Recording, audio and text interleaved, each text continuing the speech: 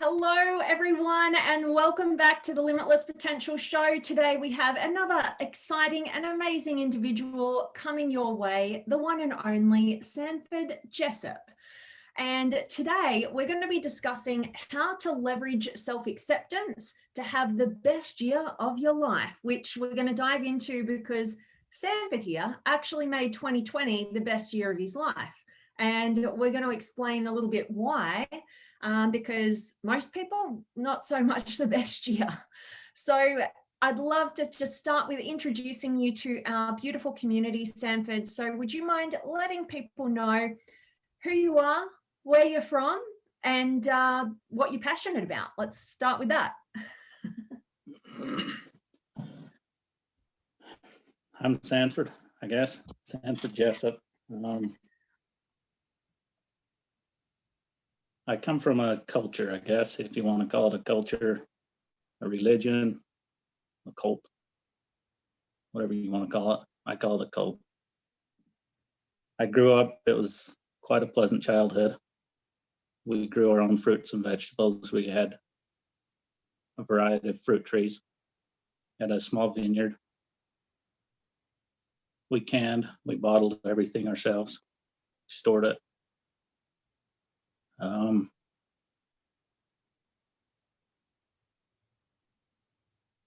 My youth was, you could say, quite fun, all things considered. I spent the first 3 or 4 years of my life in the hospital.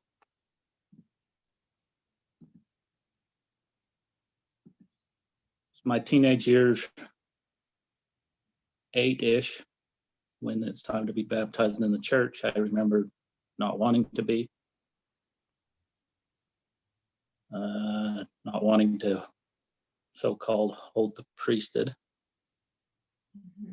Talking through that with my parents. They didn't appreciate that. It wasn't until I was 20-something that I actually walked away from it. The culture changed when the previous leader passed away and his son became the one in charge. It changed from, you could say, happy to disturbing.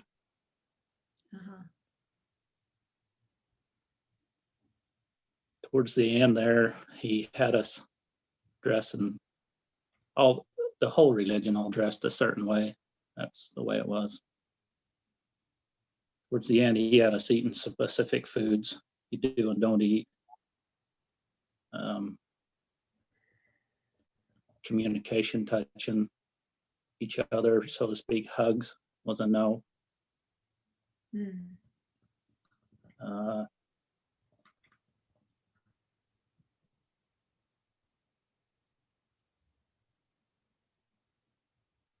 I was one of the, you'd call more members,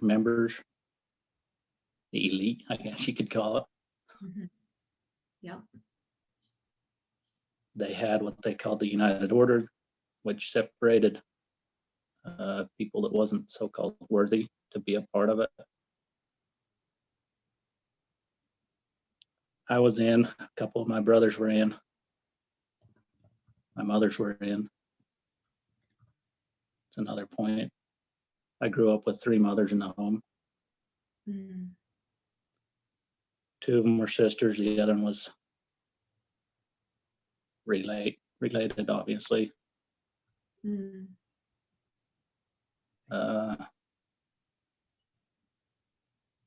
family was quite pleasant. There was issues with, obviously, jealousy, you might say. Yeah.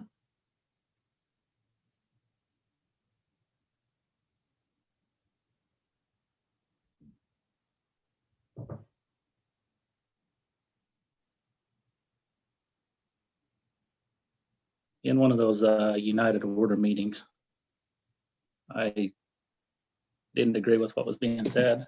I got up and I walked out. That was the end of that. Mm-hmm. I got shunned quite heavily for that. Mm-hmm.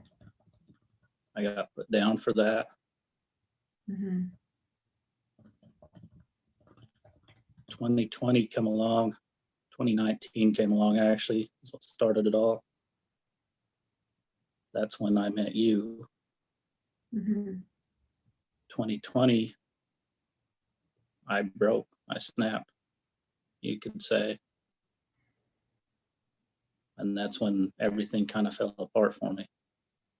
Uh-huh. So that kind of what led us up to today, Mm-hmm. briefly.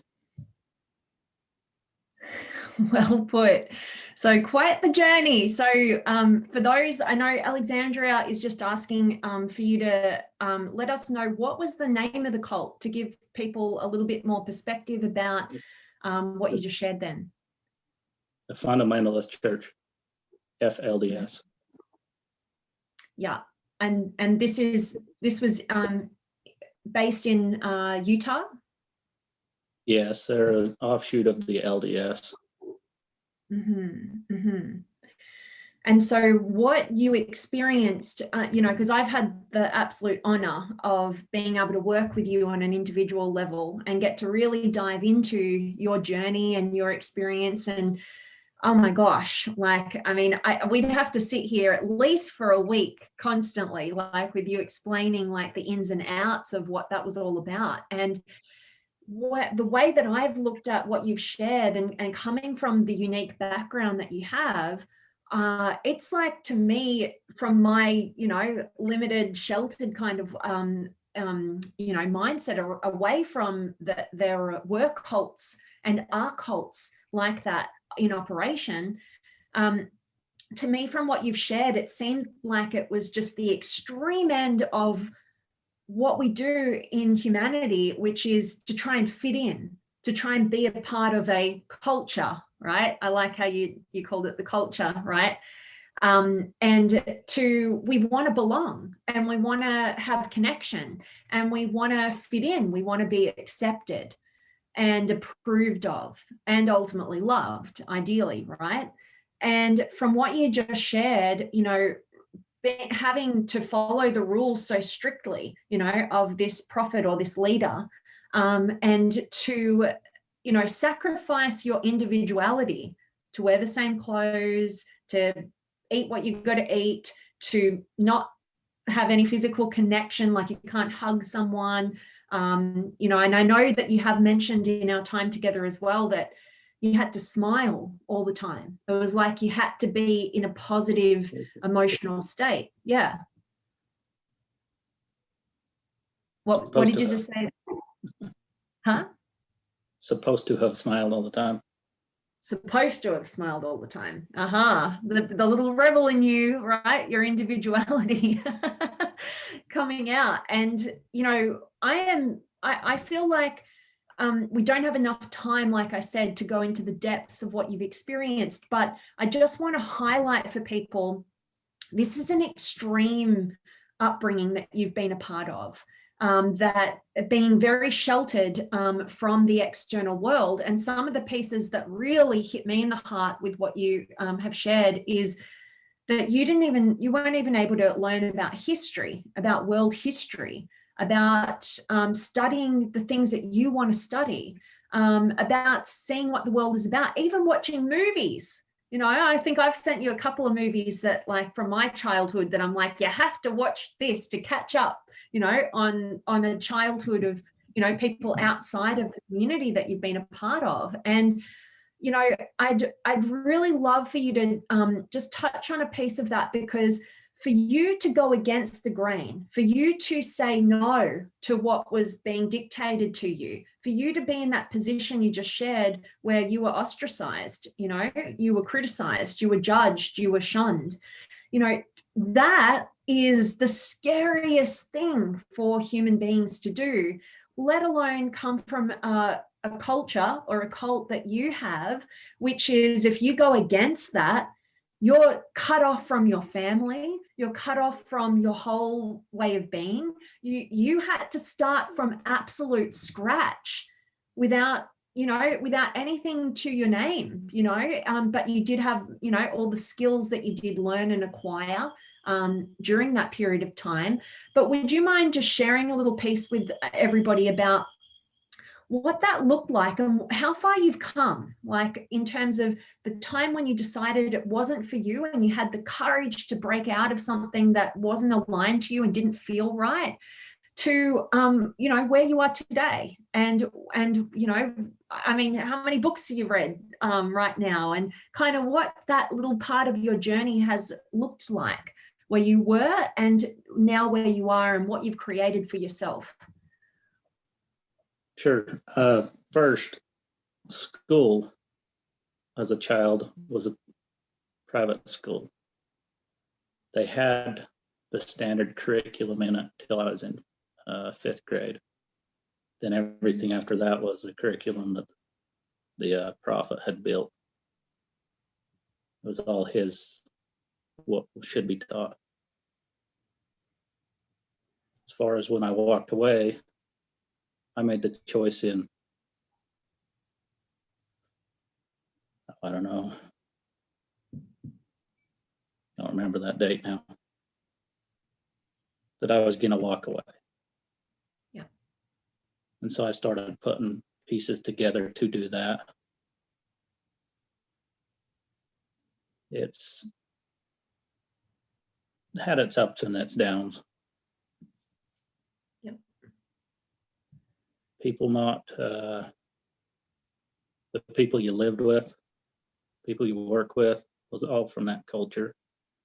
Yeah. A lot of them still are, who I work with today. They didn't, it's like you went from this God to this devil, to put it. That's the best terms I could come up with. Yep. But slowly, more and more of them are getting over that, and it's awesome to see. It's cool that they're finally coming around.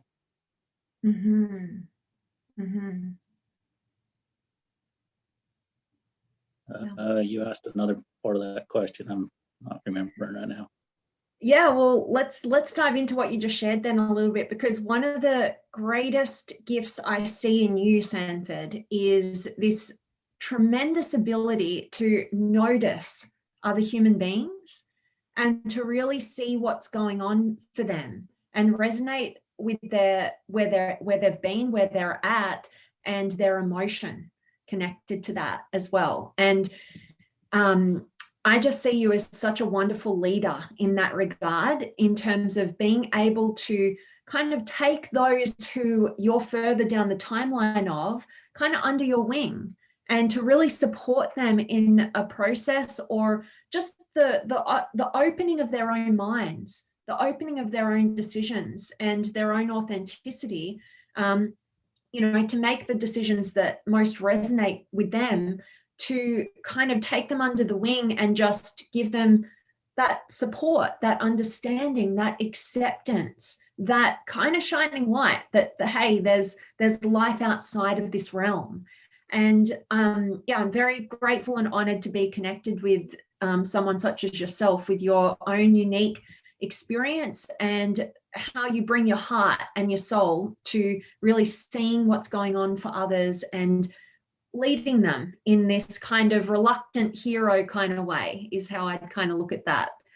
And before I ask you another question on that, I just wanted to say that Alexandra and Charles say that they love you, Sanford, for your honesty and your courage. So yeah, people are getting some value from you sharing so openly and authentically with such a different experience and journey. And I want to ask you, you know, to tell, like, because something you shared with me was when you first came across something on Facebook from me, probably just randomly, and at that period of time, tell me just quickly before I go into that a little bit more, where were you at when you came across something of mine on Facebook? Like, what was going on for you at that pivotal point in time? As far as in my life? Yeah.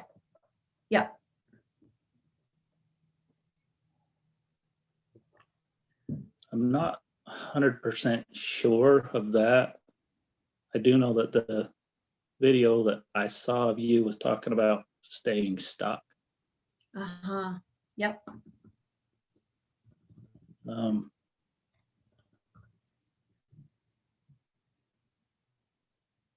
That was around 2000, I want to say 17. Okay. Yep. Then I kind of followed you as a ghost for about a year and finally joined. That's fun. Yep. Okay. So at that point, because what I want to really articulate for people is when you were in and a part of the cult, everything that you did work for, everything that you created, what didn't belong to you, did it? It belonged to, the organization. In the United Order, yeah. Uh-huh. To join that, I took everything I owned, my shorts, and Yeah. dropped them off and Yeah. consecrated them to the Lord. Uh-huh. And so this everything I owned, a inventory written down on paper, and once a month I had to turn another sheet in. Even down to your buttons, right? Yeah. Hairpins, buttons. Yeah. And so this, I just want to highlight this, right? Because we don't know, not many people come from your past, right? So I just want to highlight this a little bit for people because your story is so inspiring because like when you made the decision to leave the organization or the cult, where you didn't own anything, everything was itemized to God or to the organization. When you left that, you had to start like fully from scratch, right? I stole most of it. You what? You stole most of it. Oh yeah, you stole your own clothes, right? That you wore. You stole your own underwear, probably. Yeah. Yep. That's it. And what I want to say about that is, was that when you made that decision where you decided that's it, like I am definitely out, and you took action toward that, was that in 2017? That was in 2015. Okay. And so at that point, yeah, go ahead. To answer your question where I was at, 2017 is the year that I was done living. That's where I was at. Okay. So you'd had a couple of years outside of the organization. You'd been working like a dog to create a life for yourself from absolute scratch without support. And you hadn't yet had any opportunity to really deal with and process your entire upbringing up until that point. And so you got to this point of this is it, right? Like you could probably say maybe 2017 was the worst year of your life. Would you say that? Yeah. Okay. And so this is what I want to highlight. Go ahead. So 2017, I have a mentor, I call him, and he said something on a podcast about reading. That's what got me into books. I ended up in a Barnes and Noble in Westminster, Colorado, and met an old friend that had left the same place I'm from. If you see this, Floyd, thank you. He pointed out several books. One of them, Psycho-Cybernetics, the other one, Think and Grow Rich. And the other one was Outwitting the Devil. Yep. So start with these. That's what got me going on it. Because I was in there literally lost, just browsing, looking for something that stood out. I was doing a job for the company I still work for today. And when that job got done, I told my boss I was quitting. But in my 2-week notice, the plan was to go home, pay off what little bills I had accumulated at that place I was living, and to end life.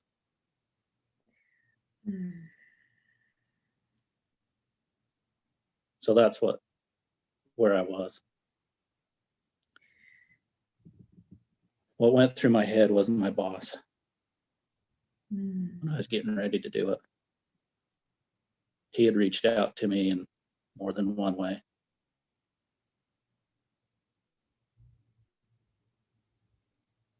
I couldn't get his name out of my head. My thought is what was going to happen was, I'm doing this for me. I don't care what anybody else wants. But what came to mind is, what's it going to do to him, that one individual? Mm.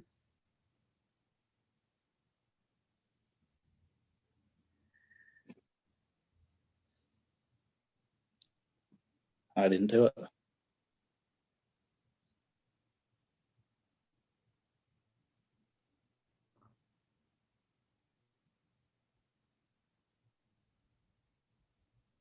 I got in my truck, went over to Walmart, sat in the parking lot, watched people for about 3 hours. At the time, I was living in an apartment. It's actually my first apartment that I got. It was my own. I didn't want anything because I knew that I was done. So I was sleeping on the floor. Went home, lay down, went to bed. Called my boss 2-3 days later and told him I was willing to keep working for him.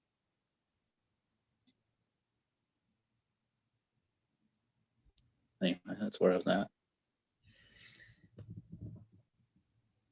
Sanford, thank you so much for sharing that. And oh my gosh, like that hit me in the heart so much, because I am so grateful that your boss was that one person, because I really do believe sometimes we just need one person, like one human being, to make all the difference in our lives. And I want that to be, that's such a powerful message, what you just shared so openly and authentically, Sanford, because there's probably one person who's going to watch this message, who's going to hit that, they're going to be in that position that you're in now. We all know people who've dealt and struggled with just wanting it to end because they don't have another way out. They don't have another way to process what has happened to them.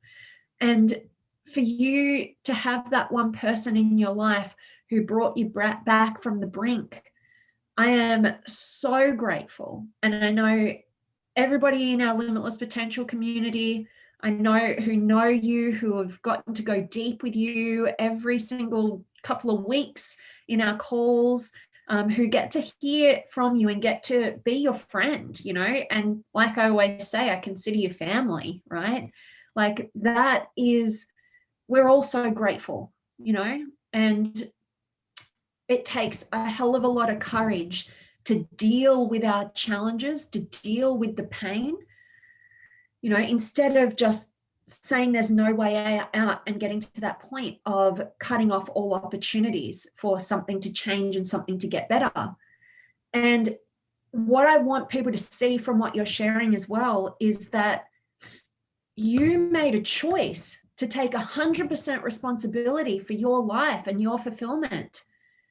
You went from 2017, or really 2015, having the courage to say no, and then building everything that you could from scratch for those couple of years, getting to that point in 2017 where you felt so low, so unable to know what to do with your experiences, with your emotions, with what was going on for you internally, that you were willing to take it all, like just end it, right?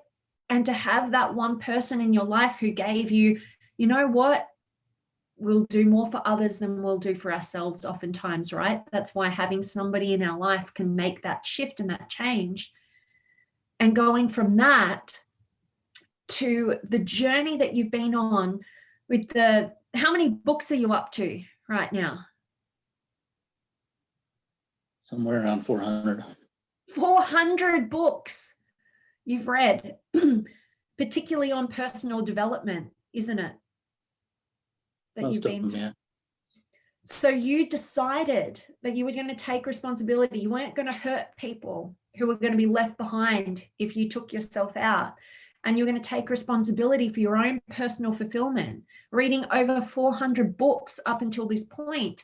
And I want to highlight for people as well, when you came across a video of mine in 2017 and we're hanging out ghosting behind the scenes, you know, you got yourself to a point you've shared with me where you could afford to just pay that monthly rate, right? And join our community.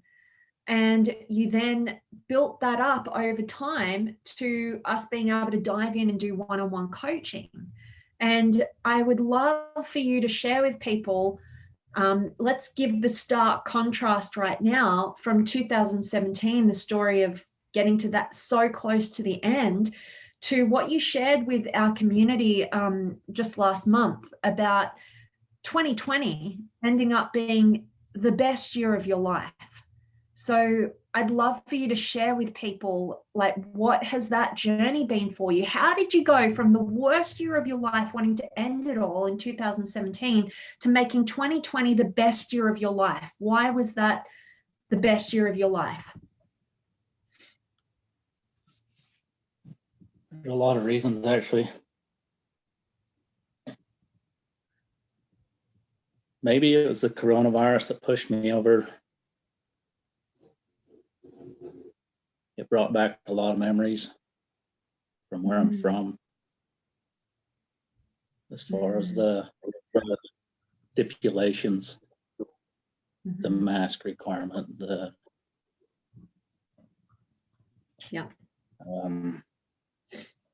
restaurants closing and all that. So we was told not to eat in restaurants. Yeah. If we had to eat out because we couldn't come home, then get it to go.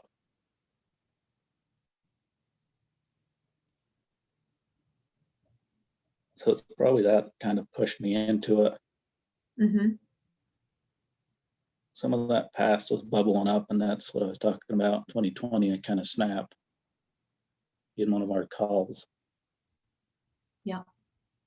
Group calls. As far as what it's taught me, what I've gained from you is to find the good in the bad. You're going to run across through life bad situations. You're going to run across through life good situations. You're going to find bad people and good people. You give a bad person a dollar bill, he's going to do worse things than what he could before. You give a good person a dollar bill, he's going to do better things than he could before. I've been able to see the good come out of the bad. There's situations that I've been in that there's no way out, so to speak, looking back on it. That's why that common saying is you can't connect the dots looking forward. Like that's Jeff saying, only looking back.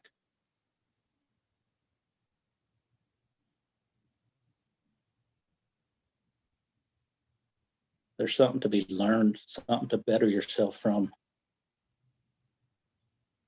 to benefit from the bad situation. Yeah, it's still bad. Yeah, they're still going to be bad.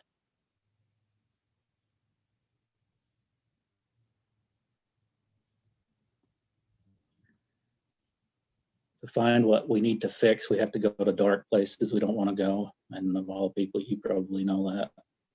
Places I didn't want to even talk about or go. Yep. You have to find the dark entry to the caves to be able to find the light. Yep. It's just like fixing an engine or something. You're going to get dirty fixing that. Yep. You can wash up when you're done. As far as fixing yourself, going to the dark places, you can forgive yourself, which is a bitch sometimes. Yeah. You can forgive other people. There are some people that I dare say can't be forgiven. At least you can forgive your participation in it and take that full responsibility.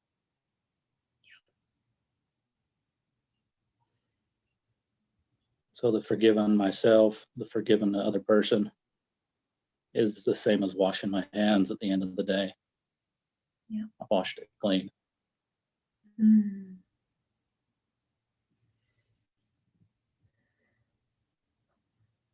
The other thing I noticed from after going through that stuff with you is everybody that's grinding me the wrong way. It's usually something that I don't like about myself. The mirror's I'll do an right. identical. Yeah.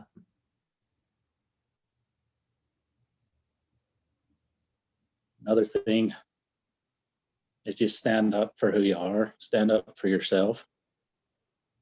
You might need some crutches along the way, but at least kneel. Yep. Tell people the way you feel. Yep. Don't dodge it, Mm-hmm. because it'll come back and hurt worse. Absolutely.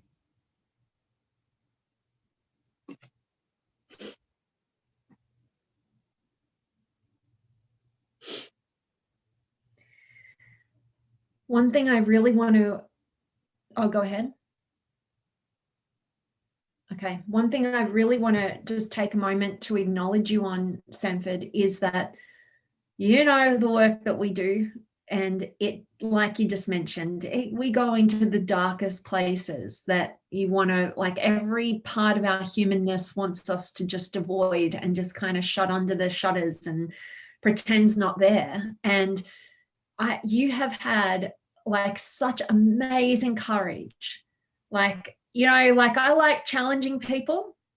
And there were times where I felt like, wow, I'm really going to challenge you right now. And I didn't know if you're going to go for it. Like I was ready to see, okay, this might be too much, right? This might be too much challenge to go into those dark places, right? Those dark recesses.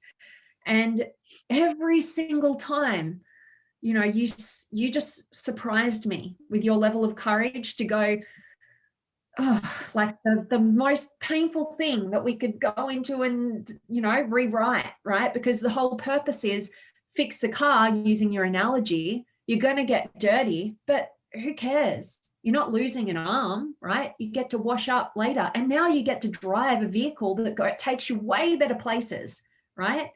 Instead of the bomb that's got all these problems that you try and move forward and it just won't move out of the parked position. You can't just ignore that, right? And that's what most people want to do because they don't want to get dirty.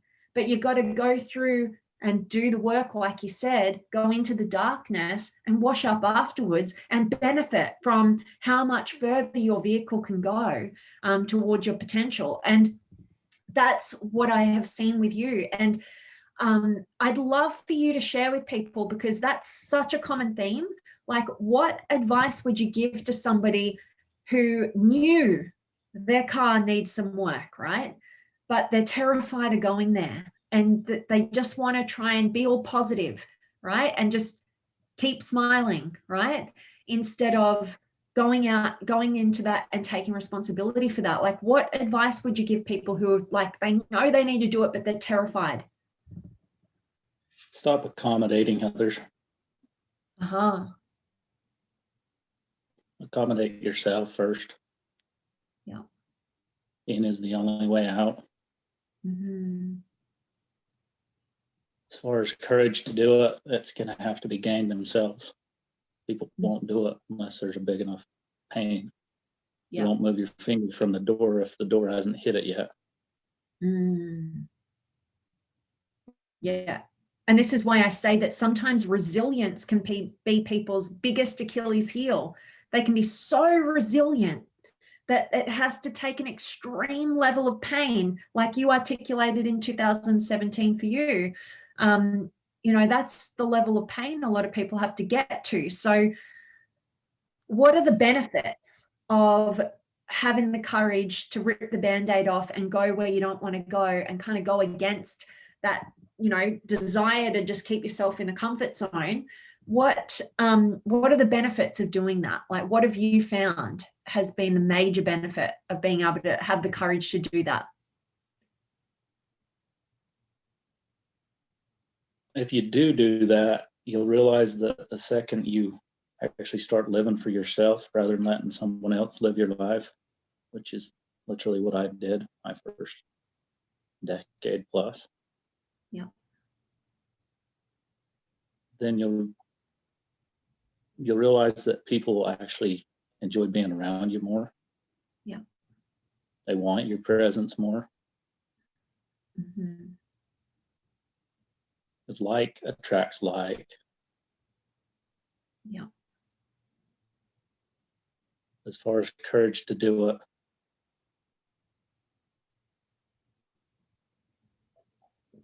you're going to have to want to let go of that bad thing that you're holding on to.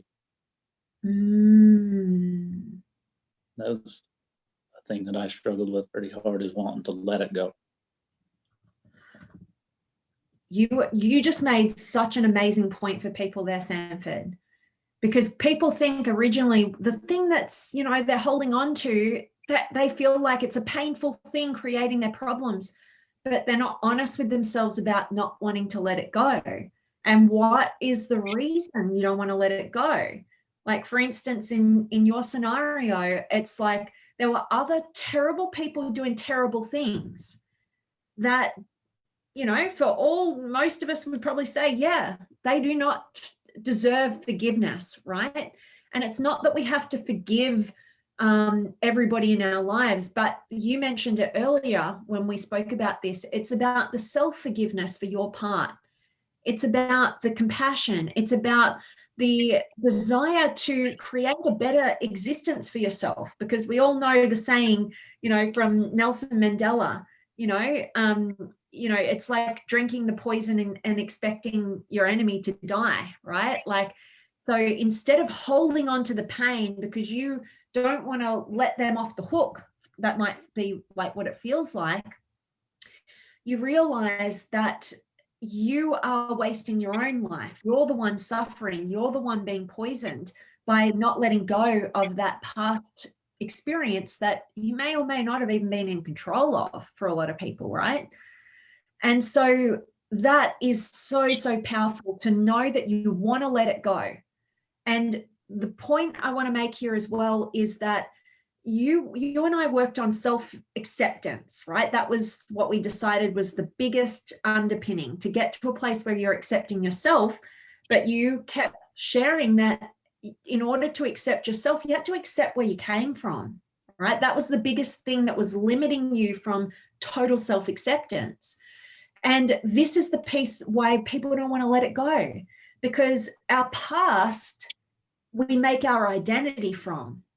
And so if we don't know what to identify with outside of where we've come from, outside of our past experiences, to let that go is like a death, right? Because you don't know who you are without that past identity.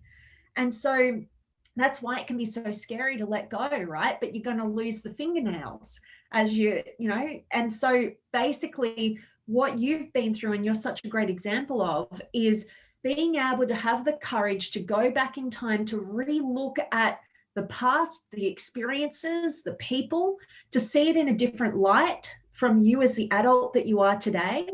And from that place, you're stepping out of the child, you're stepping out of the victim, you're building the courage and the confidence, you're building an actual identity for yourself that's separate to those things from the past, and you're recreating who you are.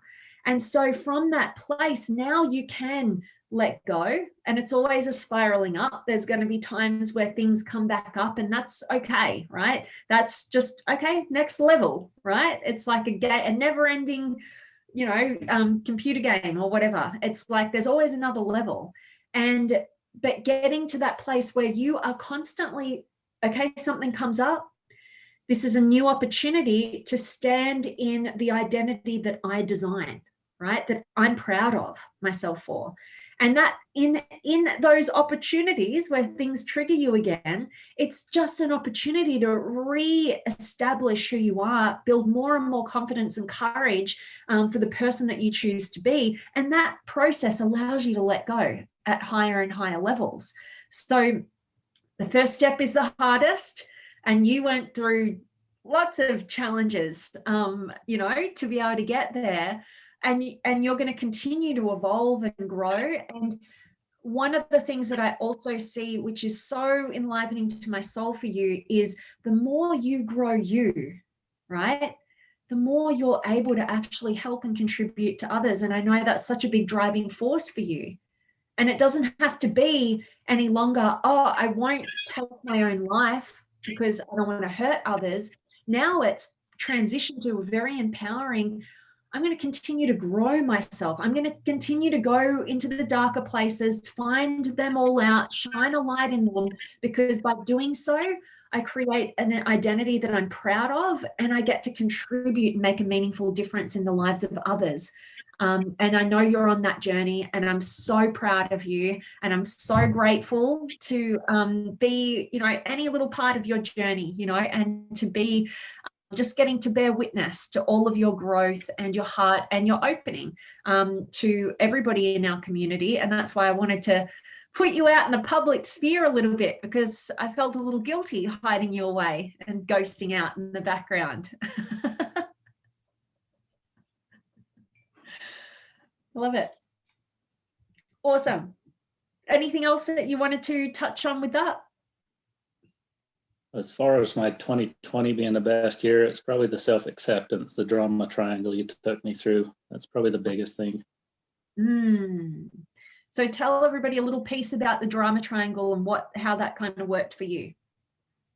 I kind of sketched it up here in my journal. Oh yeah, cool. The one that I did during that time is in one of my other journals, but this one. So my biggest goal was to create a family. My initial biggest obstacle was self-judgment. The asset that can be gained from the other side would be self-acceptance. So some of this, like fear, people not accepting where I'm from. I've gone on dates and had them tell me, no, thanks. You come from a family with more than one mother in it. There's no way I'm doing that. So that's where that pattern originates for me. Sadness. I'm not supposed to have somebody in my life because we was taught constantly that the prophet will give you someone. You're not to go find them. You're not to date. You're not to socialize.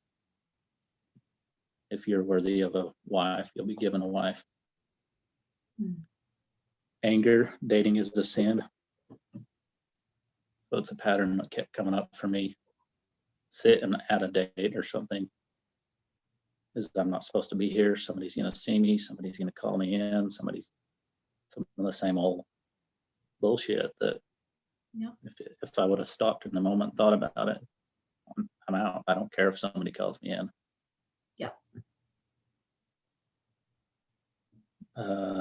Loneliness. I can't trust others. At the time, I didn't even trust myself. Rage. I'm in denial and I can't do it. The thought of there's no way I can keep doing this kept going through my head over and over and over.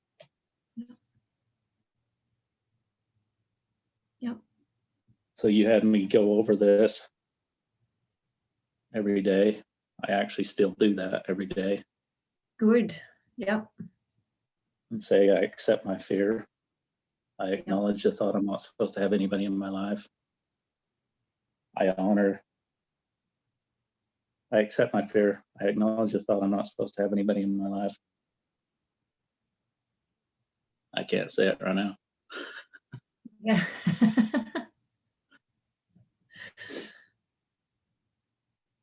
I accept my fear. I honor the thought I'm not supposed to have anybody in my life. I acknowledge.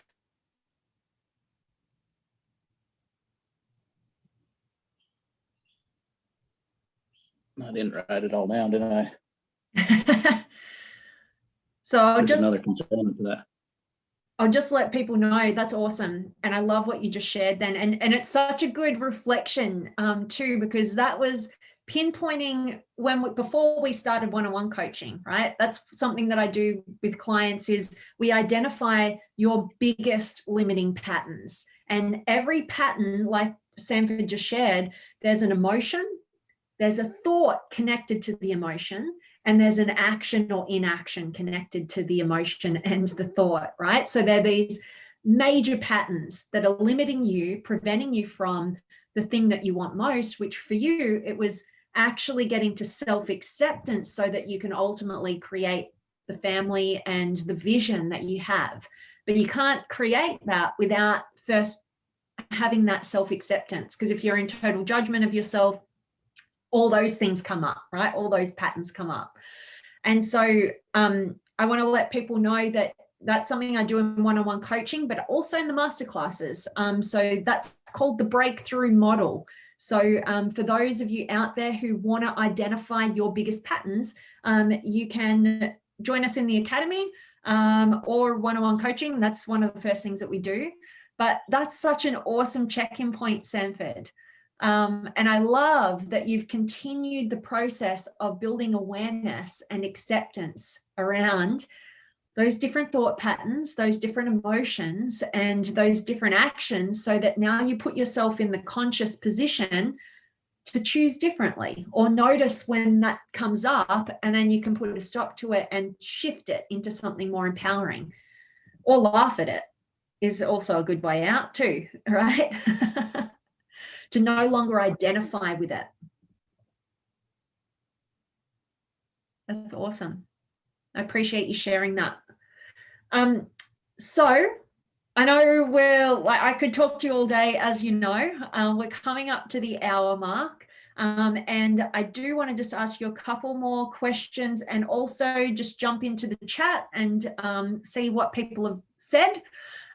So are you ready for the lightning round? We're going to try and make it lightning, but we'll see. Sure. All right, let's do it. So what do the words limitless potential mean to you?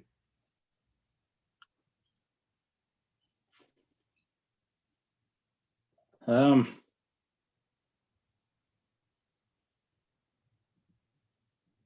does the word limitless potential mean to me? If I can get past can't, won't, or shouldn't, then and then only, I can be limitless. Boom. We have a saying here, my mum says it all the time. I don't know if it's like a global thing or anything, but she says, shoulda, coulda, woulda, but you didn't, right? So I say that to my guys sometimes. oh, dude, that's so funny. I love that. That's so good. Perfect. I love that. And it's all about taking responsibility. You get to, what you're saying really is, it's up to you whether your potential is limitless or not. Are you going to put the shoulds, the coulds, the would-haves on there? Or are you going to choose to take the action, right? So I love that. Awesome answer. What is something that you believe that other people think is insane?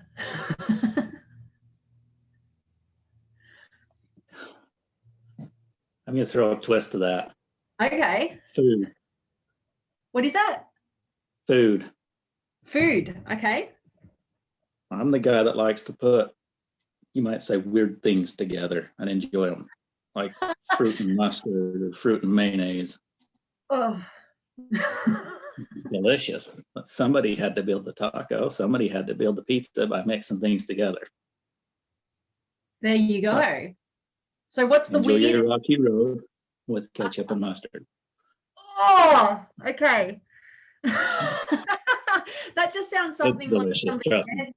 I would only do it if somebody dared me. Don't dare me. But okay. I love it. Strawberries. Make a tomato sandwich, but put strawberries on it, salt and pepper. They taste identical, literally. And when did you start doing this? Probably teenage years. Okay. All right. Interesting. Everybody that knows me thinks I'm weird for that. That's why I say that. That's awesome. I didn't know that about you. I love learning more amazing things about you. Okay, cool. What book have you given most as a gift or a recommendation? And I know you've got a lot of books under your belt, but just one. Let's try one. Probably Leadership Strategies and Tactics by Jocko Willink. Oh, I love that. And what's so good about that? What's the, like, I mean, I love Jocko Willink as well. It's all his books are good, and I recommend them. The Dichotomy of Leadership, the Extreme Ownership, the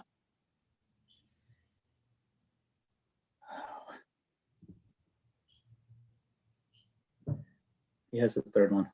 Discipline Equals Freedom, I think is what it's called. Okay, yeah. You're inspiring me. I love always hearing what books you recommend, because I always pick them up. And I remember I haven't done that one, The Outwitting the Devil, yet. That's a but good I'm book. going to do that. Yeah. Okay. All right, as cool. far as what's a good book about, it teaches you to stand back and take a look at it from a different perspective. He talks about that quite a bit through that book. Let the chaos keep stewing, step back and look, which is kind of what this drama triangle does too. Yeah. Awesome. Awesome. Great recommendation. What do the first 60 minutes of your day look like? I roll out of bed. I do 7 push-ups and 7 squats. Do you? I take a shower. I usually shower for about 60 minutes because I need my free time. Undisturbed, no noise. Then I meditate for about 10, 15 minutes. Then I journal, and then I build some coffee. I get really grouchy if I can't build my own coffee because it has to be perfect. Do you put anything weird in your coffee, or you keep that normal? I tried Miracle Whip in it once. It's not egg turtles.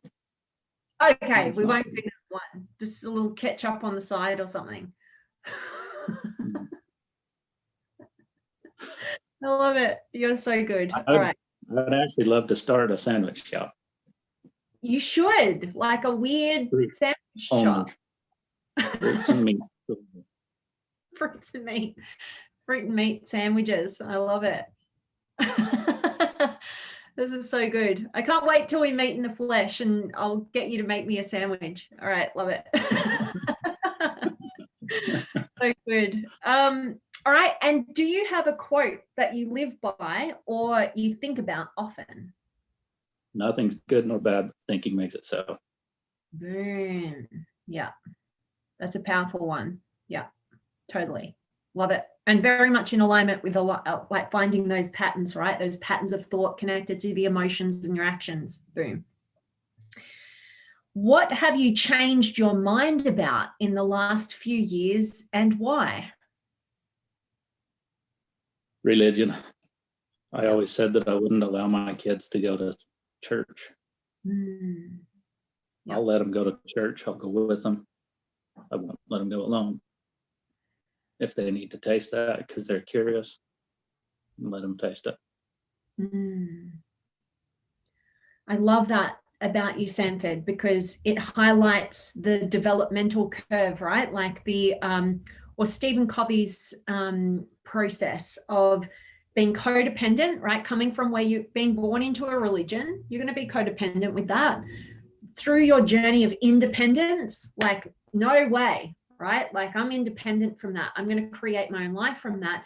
Getting to the point where you have an interdependence, where it's like, no, you're choosing no for you, but hey, if your children, you're not going to project your experience onto them. You're going to let them be the individuals that they are, and stand guard for them, right? In the potential naivety or vulnerabilities that you want to protect them, but in a safe kind of container where they're also able to choose for themselves. Like that's amazing for you on your journey to get to that place, which is, super inspiring. I love it. Awesome. And how has a failure set you up for later success?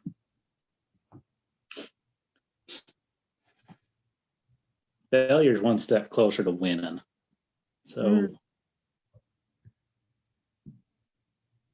yeah. I love it. Boom. Enough said. Okay, so let's check in with some of the people joining us today, and then I will ask you just for some final words, and then we'll sign off for today. But I want to see that Jerry and Ulrich are here, and Jerry saying hi. Alexandra and Charles are in the house, and Shireen is here, and Sadik. And again, just reiterating the love for your honesty and courage from Alexandra and Charles. Judy's here, Arlen, Serena, Canox, and Peter and Henry and Choppy and Cindy, and Jerry is saying thank you so much for your message.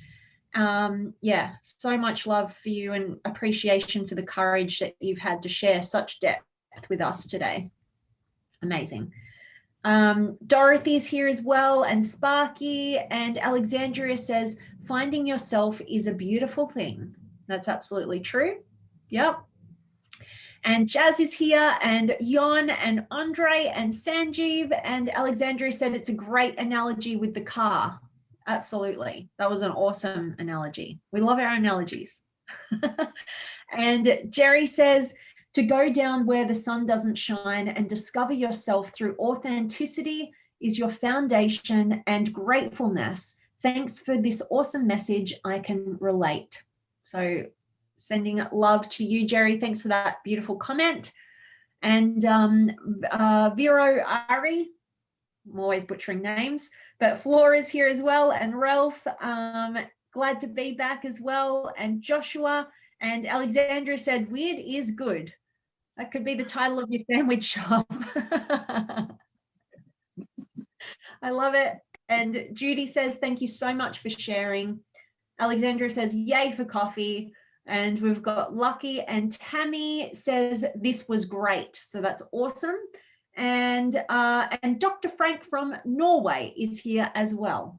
So we had a bunch of amazing souls tuning in to hear your amazing journey and story. I know we could have gone all day. I'd love to dive in deeper on a ton of the different things that you shared today, but I just want to acknowledge you for having the courage to show up and go live with me today, and you know, getting yourself out there in the public a little bit more and sharing more of your authentic journey. Because you know I'm all about honoring your authenticity, deepening your intimacy by being courageous enough to share your depth and contributing meaningfully. And that's what I feel like your journey does. So I want to thank you so much for showing up for us all today, Sanford. And do you have any parting words that you feel called to share as we wrap up for everybody listening today? Yeah, mostly because I deal with feelings, a lot of them. Uh-huh. If you look up in the sky, you see clouds, they come and go. Feelings are like clouds. Some are light and fluffy. Some are dark and ragged. Anger is like lightning. It strikes and it's gone. Rage is like thunder. It comes roaring after. Rain is calm. Wow. I love that. Oh, that was such an awesome way to end this. I know you've got such a poetic mind, and I love the analogies that you use, and you always have something powerful to share with us. So thank you so much. And I don't want to let you go, but I will. And I know I'm seeing you tomorrow in our group tomorrow. So I'll look forward to getting to connect with you again there. And yeah. Everybody, I hope this was a valuable message for you. I'm sure it was. And if you're watching the recording of this, definitely drop some comments, and Sanford and I can get back to you later. And we'd love to hear your thoughts and any questions that you may have. And Alexandria says, poetic, love it. So that's awesome. So, all right. Thank you so much, my friend. You were amazing. And thanks again for your courage, and can't wait to connect with you tomorrow. Thank you. All right. Okay. See you for now. And thanks so much for joining us, guys.